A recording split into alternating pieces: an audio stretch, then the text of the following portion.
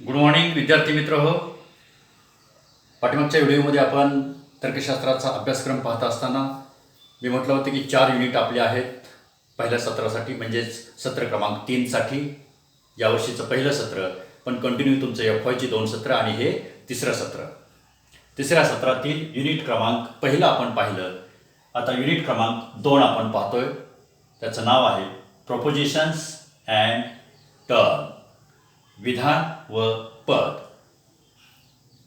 या युनिटमधील या 2 संकल्पना पाहत असताना या 2 संकल्पनांचा तर्कशास्त्राच्या अभ्यासाशी काय संबंध आहे हे आपण पाहायचंय.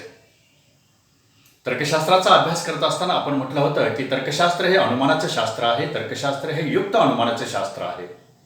अनुमानाचे 2 प्रकार पडतात. त्याच्यामध्ये एक निगमन अनुमान आणि दुसरा विगमन अनुमान. हे पहिल्या युनिटमध्ये आपण सविस्तरपणे पाहिलेलं होतं.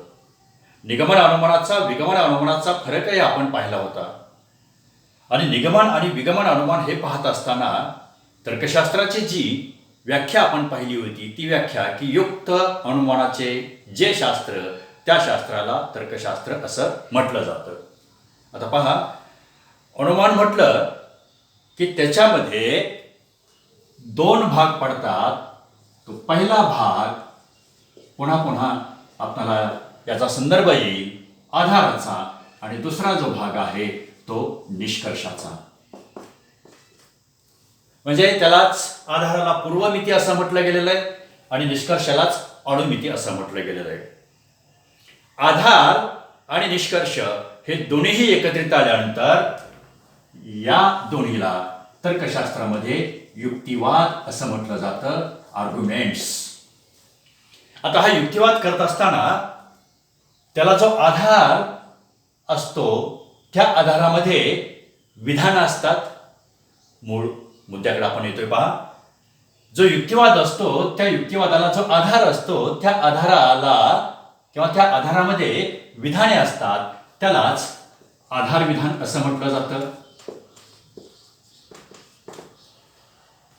आणि मग आधार विधान एक असेल किंवा आधार विधाने अनेक असतील, त्यांच्यामध्ये जो तार्किक संबंध असतो त्या तार्किक संबंधातून जे एक विधान निष्पन्न होतं त्याला आपण निष्कर्ष असं म्हटलेलं आहे.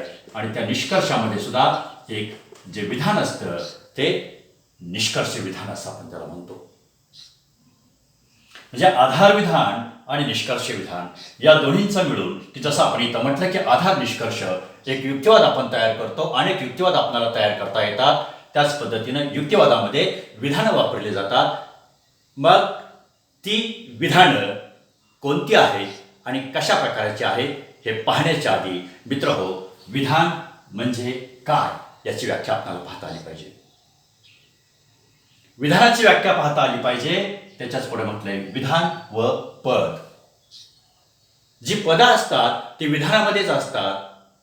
पण आधी विधान म्हणजे काय ते आपण पाहूयात. म्हणून तर्कशास्त्राचा आद्य जनक अरिस्टॉटल. पहा, तर्कशास्त्राचा आद्य जनक अरिस्टॉटल यानं एक व्याख्या केलेली आहे. ती व्याख्या अशी केलेली आहे, अरिस्टॉटल असं म्हणतो की जे एखाद्या गोष्टीमध्ये त्या गोष्टीहून भिन्न काही त्याच्यामध्ये जे असतं त्यास विधान असं म्हटलं जातं. विधानाची व्याख्या नीट समजून घ्या. अरिस्टॉटलचं मत असं आहे की एखाद्या गोष्टीमध्ये की त्याच्याहून भिन्न असं काही असतं आणि ते सांगणं म्हणजेच विधान होय. फॉर एक्झाम्पल, समोर एक वस्तू आहे, पण ती वस्तू कोणत्या रंगाची आहे, कोणत्या आकाराची आहे, कोणत्या रूपाची आहे याचं स्पष्टीकरण ज्यावेळेस आपण द्यायला लागतो त्यावेळेस त्या स्पष्टीकरणाला विधानाचा अर्थ प्राप्त होतो. म्हणजे पहा, एखादी वस्तू आपण खरेदी करायला गेल्यानंतर ती वस्तू चांगली आहे की वाईट आहे हे 2 शब्द प्रयोग तर आपण नक्की वापरतो. आणि मग हे पुस्तक चांगलं आहे असं ज्यावेळेस म्हटलं जातं त्यावेळेस त्या पुस्तकाच्या बाबतीत अभिप्राय दिला जातो. हे पुस्तक आहे नुसतंच वस्तूचा निर्देश होतो. पुस्तक आहे विधान होत नाही. वस्तूचा निर्देश होतो, पण पुस्तक चांगले आहे असं ज्यावेळेस म्हटलं जातं त्यावेळेस ते विधान होतं. आणि मग एखाद्या गोष्टीविषयी त्याच्याहून भिन्न काही आहे असं सांगणं म्हणजेच विधान होय. दुसरा एक तर्कशास्त्रज्ञ, त्याचं नाव आहे मेलन. मेलन हा तर्कशास्त्रज्ञ असं सांगतो की विधानाची ज्यावेळेस आपण व्याख्या करतो त्यावेळेस ते विधान एकतर खरे असते किंवा खोटे असण्याची शक्यता असते. मेलननं फार अर्थपूर्ण व्याख्या केलेली आपल्याला दिसते. मेलन हा तर्कशास्त्रज्ञ असं म्हणतो की एखादं विधान हे एकतर खरे किंवा खोटे असण्याची शक्यता असते. म्हणजे पहा, आपण जी जी विधानं करतो ती विधानं वस्तुस्थितीच्या संदर्भामध्ये असतात. आणि वस्तुस्थितीच्या संदर्भामध्ये असतात त्यावेळेस आपण म्हणतो की ते विधान खरे आहे. आणि वस्तुस्थितीच्या संदर्भामध्ये ते विधान नसतं त्यावेळेस आपण म्हणतो की ते विधान खोटे आहे. आणि मेलनला तेच सांगायचं. आज रविवार आहे, सर्वच जण रविवार आहे असं गृहीत धरत असतील आणि सर्वमान्य असा प्रकाराचा आजचा वार असेल, तर आज सोमवार आहे असं ज्यावेळेस मी म्हणतो त्यावेळेस ते खोटं ठरतं. आणि आज रविवार आहे असं ज्यावेळेस मी म्हणतो त्यावेळेस ते खरे ठरते. म्हणजे पहा, मेलनने किती सुंदर व्याख्या केलेली आहे. आंबा गोड आहे असं मी म्हणेल, आंबा गोड आहे असं मी म्हणेल त्यावेळेस माझ्या बाबतीत ते विधान खरं असेल. पण एखादा त्याच आंब्याच्या संदर्भात म्हणेल की आंबा गोड नाही असं ज्यावेळेस म्हटलं जातं त्यावेळेस ते माझ्या दृष्टीनं ते विधान खोटे असते. म्हणजे आपण शक्यता म्हटलेलं आहे. मेलननं जी व्याख्या केलेली आहे ती व्याख्या अशी केलेली आहे की विधान एकतर खरे असते किंवा खोटे असते असं आपण ठासून ज्यावेळेस सांगत असतो त्यावेळेस त्या विधानाच्या बाबतीत खऱ्या खोट्याची शक्यता असते.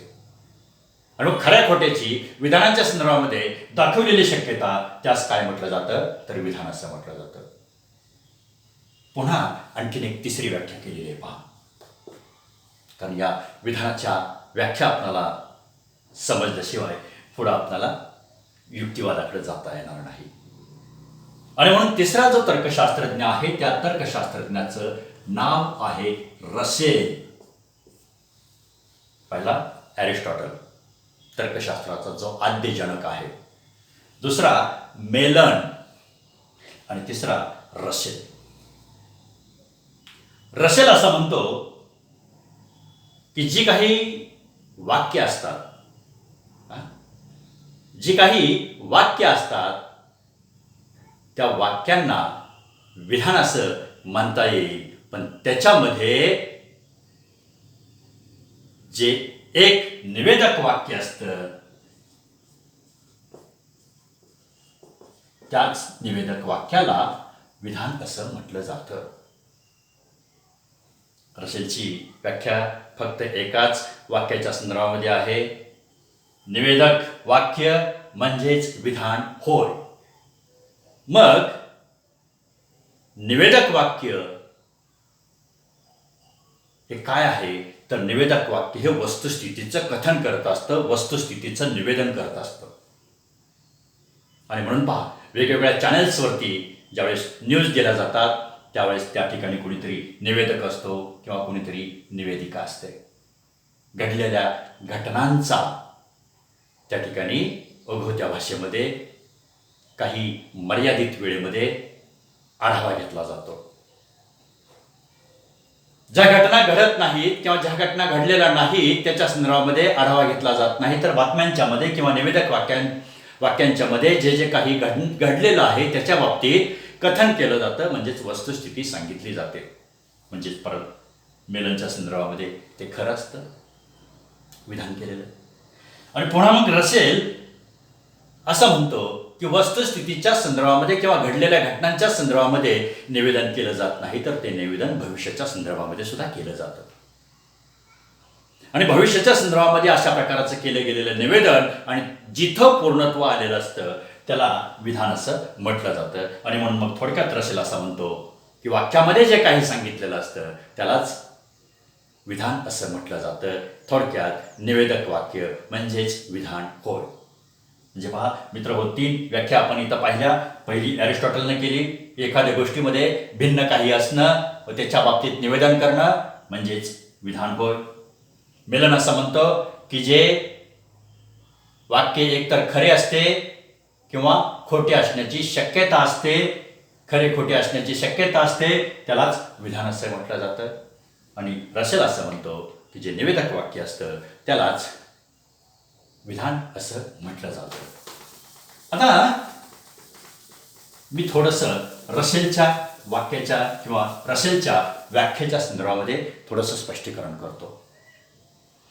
निवेदक वाक्याला जर विधान असं म्हटलं जाईल तर बाकीची जी 4 वाक्य आहेत त्याचा संबंध कुठे लावायचा. आणि म्हणून मग आपल्याला असं म्हणता येईल की वाक्य म्हणजेच विधान असं म्हणता येईल काय हे आता आपण पाहूया. म्हणून वाक्याचे प्रकार आपल्याला पाहता येतील. वाक्याचे प्रकार, त्याच्यातील पहिला जो प्रकार आहे तो पहिला प्रकार प्रश्नार्थक वाक्य. मेलनने केलेली व्याख्या या वाक्याच्या संदर्भामध्ये खरी ठरते का पाहायचं. म्हणजे आपल्याला हे वाक्य विधान आहे का नाही हे लगेच सांगता येईल. जर नसेल तर आपल्याला पोल म्हणून ठरवता येईल. म्हणून प्रश्नार्थक वाक्य. तुम्ही कालचा होमवर्क केला का. पहा, तुम्ही कालचा दिलेला होमवर्क केला का. तुझे नाव काय. तुझे गाव कोणते. तुझी परीक्षा कधी होणार आहे. प्रश्न. तुझी परीक्षा कधी होणार आहे किंवा तुझे नाव काय याच्यामध्ये विधान येईल का. नाही, प्रश्न केलेला आहे. पहा, प्रश्न केलेला आहे पण ते विधान होत नाही. कारण विधान हे वस्तुस्थितीचं निवेदन करत असतं. तुझे नाव काय ही वस्तुस्थिती नाही, हे निवेदन नाही, हा विचारला गेलेला प्रश्न आहे. आणि म्हणून प्रश्नार्थक वाक्य हे विधान होत नाही आणि म्हणून प्रश्नार्थक वाक्याला विधान म्हणता येणार नाही. म्हणून इथं हा दावा फोल ठरतो. दुसरा वाक्याचा प्रकार आज्ञार्थक वाक्य.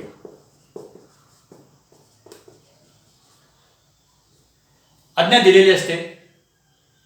ही आज्ञा कोणीतरी वरिष्ठ, कोणीतरी अधिकारी व्यक्तीनं, कोणीतरी राजानं दिलेली प्रजेला, कोणीतरी अधिकारी व्यक्तीनं कालच्या आपल्या सेवकांना दिलेली एक आज्ञा असते. ती आज्ञा म्हणजे विधान नाही. फॉर एक्झाम्पल, उभे राहा. उभे राहा. तुम्ही जेवला. येस किंवा नो. उभे राहा. खिडकी बंद करा. बाहेर जा. एक प्रकारची आज्ञा आहे.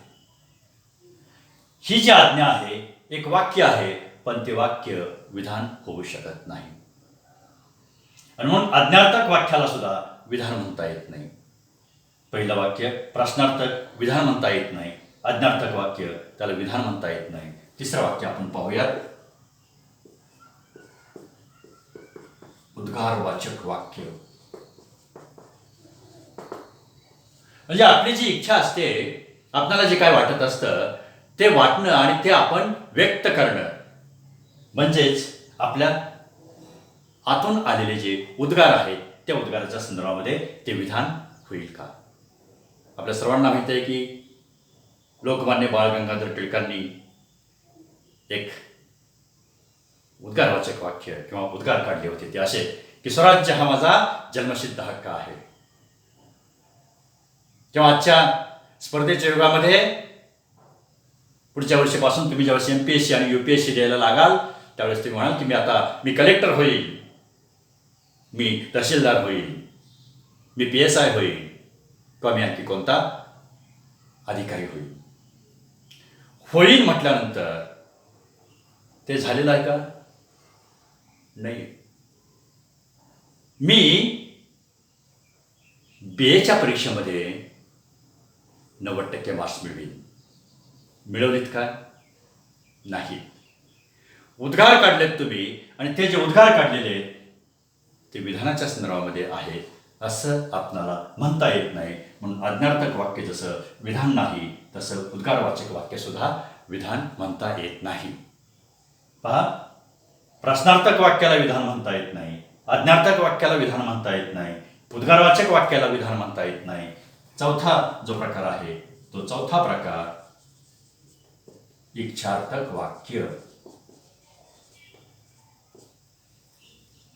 इच्छा म्हणजे मनातील असणारी इच्छा, त्याला विधान म्हणता येईल का? हे म्हटलं तथास्तु, देव तुमचे भले करो, शाबास. काय हो हे? इच्छा मनामध्ये असणारी किंवा सदिच्छा जी आहे, तुम्ही परीक्षेला जात असताना एकमेकांच्या हातामध्ये हात देता आणि म्हणता की all the best, all the best म्हणण्यानं किंवा बेस्ट ऑफ लक म्हणण्यानं किंवा शुभेच्छा दिल्यानंतर ती घटना खरी ठरते का? नाही. ती घटना खरी ठरत नाही. ते एक प्रकारचं वाक्यच असतं, आणि वाक्य म्हणजे विधान असं इथंही आपल्याला म्हणता येत नाही, आणि इच्छार्थक वाक्य सुद्धा विधान होऊ शकत नाही.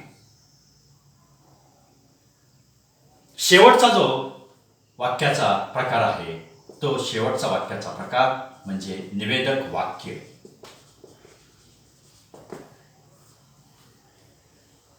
निवेदक वाक्य हे वस्तुस्थितीच्या संदर्भामध्ये निवेदन करत असतं. आणि रसेलने हेच सांगितलेलं आहे की वाक्य जे निवेदन करत असतं त्याला विधान असं म्हणायचं. आकाशात काळे ढग आहेत. आकाशात काळे ढग आहेत. वरती आपण पाहतो आकाश भरलेलं आपल्याला दिसतं, काळे ढग आपल्याला दिसतात, वस्तुस्थिती दिसते. तिथं निवेदन केलेलं आहे परिस्थितीच्या संदर्भामधलं. पाऊस पडत आहे. खिडकी उघडून आपण पाहतो किंवा आपल्या डोळ्यासमोर पाऊस पडत असतानाचं जे चित्र आहे तेच आपण कथन करत असतो की पाऊस पडत आहे. मी तर्कशास्त्राचा प्राध्यापक आहे, वस्तुस्थिती आहे, मी आपल्याला तर्कशास्त्र टीच करतो, याचाच अर्थ ही वस्तुस्थिती आहे आणि हे एक प्रकारचं निवेदन आहे. म्हणजे मेलननं सांगितलेल्या वाक्याच्या व्याख्याच्या संदर्भामध्ये सुद्धा हे होऊ शकतं. जर मी म्हटलं की मी सोलापूर विद्यापीठातील रजिस्ट्रार आहे, तर हे खोटं आहे. मी शंकरराव मोहिते महाविद्यालयातील तर्कशास्त्र विषयाचा प्राध्यापक आहे, हे कथन केलेलं हे खरं कथन आहे आणि ते विधानाच्या संदर्भामध्ये निवेदनाच्या संदर्भामध्ये आपणाला पडताळून पाहता येतं. मी सोलापूर विद्यापीठाचा रजिस्ट्रार आहे हेही पडताळून पाहता येतं. त्यावेळेस त्या ठिकाणी खोटं ठरतं आणि म्हणून मग मेलनची व्याख्या त्या ठिकाणी लागू होते. जे जे आपण कथन करत असतो ते ते कथन निवेदनाच्या स्वरूपामध्ये एकतर खरं असतं किंवा एकतर खोटं असतं. आणि जे काही एखाद्या गोष्टीच्या संदर्भामध्ये आपण सांगत असतो की त्याच्यात काहीतरी वेगळं आहे, अरिस्टॉटलनं सांगितलेलं आहे. आणि रसेल असं म्हणतो की जे निवेदन आपण करत असतो ते निवेदन म्हणजेच एक प्रकारचं विधान आहे. आणि म्हणून मित्रहो, वाक्याच्या या 5 प्रकारांमध्ये प्रत्येक वाक्याला विधान म्हणता येणार नाही. म्हणून समजून घ्यायचं, वाक्य म्हणजे विधान नव्हे, महत्वाचा भाग आहे. वाक्य म्हणजे विधान नव्हे, पण वाक्य हे विधान असू शकतं, हे निवेदक वाक्यातून आपल्याला स्पष्ट करता येतं. पहा, इथं थोडीशी वैचारिक बाब आपण लक्षात मध्ये घ्यायची, ती अशी की प्रत्येक वाक्य म्हणजे विधान नव्हे, पण वाक्य हे विधान असू शकतं.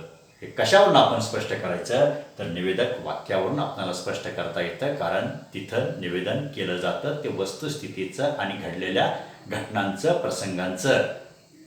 आणि म्हणून जे जे काही आपल्याला दृश्य स्वरूपामध्ये दिसतं आहे, जे अदृश्य स्वरूपामध्ये जे असतं, त्याच्या बाबतीत ज्यावेळेस आपण एखादं कथन करत असतो, ते कथन म्हणजेच विधान असतं. की तुझे नाव काय प्रश्न केलेला आहे, उभे राहा, अरे वा, केवढा मोठा हा साप, हे उद्गार आहे. हे केवढी मोठी इमारत, हे उद्गार आहे. ते विधान होऊ शकत नाही, ते वाक्य असतं. पण निवेदक वाक्य जे असतं त्याला मात्र मित्र हो विधान असं म्हटलं जातं. म्हणून शेवटी मी असं म्हणेन की प्रत्येक विधान हे वाक्य असू शकतं, परंतु प्रत्येक वाक्य हे विधान असू शकत नाही. फक्त निवेदक वाक्य हेच विधान असू शकतं. आणि म्हणून मग आपल्याला विधान आणि वाक्य याच्यामध्ये काय फरक आहे हे आपल्याला समजून घेतलं पाहिजे. म्हणून पुढच्या व्हिडिओमध्ये आपण विधान आणि वाक्य या दोन्हीतील आपण फरक समजावून घेणार आहोत. आजच्या या व्हिडिओमध्ये फक्त एकच लक्षात आपण घ्यायचं, विधानाची आपण व्याख्या पाहिलेली आहे. ती व्याख्या अरिस्टॉटलने केलेली, मेलन या तर्कशास्त्रज्ञाने केलेली आणि रसेल या तर्कशास्त्रज्ञाने केलेली. आणि या तीनही व्याख्या आपण पाहत असताना जे वाक्याचे 5 प्रकार पडतात, त्या वाक्याच्या 5 प्रकारांचं आपण या ठिकाणी स्पष्टीकरण केलेलं आहे. आणि त्या स्पष्टीकरणामध्ये शेवटचं जे निवेदक वाक्य आहे ते निवेदक वाक्य म्हणजेच विधान असं आपण म्हणून आजच्या व्हिडिओचा शेवट आपण या ठिकाणी करतोय. मित्र, धन्यवाद.